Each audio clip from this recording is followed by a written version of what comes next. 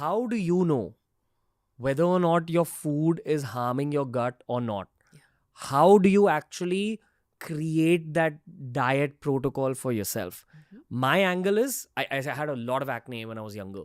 And then I started doing videos and I realized, okay, I need to care about how I look on camera. So over 5 years, it took me a while. I maintained a food diary. And every time I broke out, I'd try recalling what I ate the previous day or the day before that. And through the 5-year journey, I found that any kind of cheese would make me break out a lot. Red meat would make me break out when I used to eat meat back in the day. Milk, any milk. And for me, it was egg yolk. But I have a lot of Indian friends who are dealing with acne issues. A lot of them have come out. Some of them still eat egg yolk, which is why I think for my body specifically, egg yolk was like getting me inflamed. And obviously my room wasn't smelling great. But I think that's an example of altering your diet to help your gut, therefore help your skin, your mental health, your energy levels and everything. One last input here, Doc. I'm not very much for this vegan versus veg versus non-veg conversation. I genuinely believe everyone's bodies are different. Everyone's needs are different based on their lifestyle. If you're lifting very heavy weights, if you're an athlete, I think your needs will be very different. There may be vegetarian athletes, whatever. I'm not getting into that conversation. I don't have strong opinions there. But I do think it's very important to scan your entire diet and eliminate the foods that cause harm to your skin as well as your gut, as well as the fragrance of your room. Absolutely. It's a very important sign, the fragrance of your room. I should add that when I ask my patients. I think you really hit a very important point. First step is observing your body, making these connections, right? So I often have people to keep a food and symptom diary. I say for the next week, whatever you're eating, how you're feeling, let's write it down. Because then you're able to connect these dots. Oh, I ate this and I felt this way, right?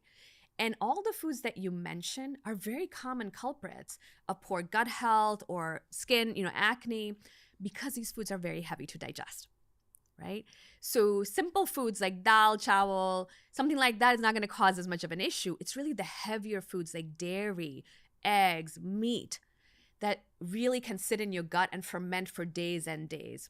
So this is another gross analogy, but I always like to bring it up. Imagine you're eating a chicken sandwich. You ate half of it. You left it out here. You come back 2 days later, even 1 day later. Are you going to eat the rest of it? No, I wouldn't even go near it, right? Imagine you ate that, and now it's sitting in your gut for 2 to 3 days. And your gut inside of your body is nice and warm, lots of bacteria. So imagine what's happening to that. It's no different than it's sitting in a hot car or outside for days. We wouldn't even go near it, yet we keep it inside our body. So think about the amount of inflammation that's causing. And that's exactly why I say food that is not digested properly is going to become toxic for you. So you have to do a much better job at observing, is this food being digested properly? How do I feel after I eat? Do I feel energized? Do I feel good? Or do I feel like I just have to take a nap? I just feel so bloated, uncomfortable. That's a sign whether the food is being digested or not. We recently hosted someone called Farb on this podcast. He's a biohacker. He had major gut health issues back in 2001. It basically was a highly sattvic diet. Sattvic diets in Ayurveda are very vegetarian, very light, very fresh, lots of raw food, etc. He said that he followed it for a while. I think he said something like a year or two. Fixed his gut health, and then he could go back to eating slightly more dense foods.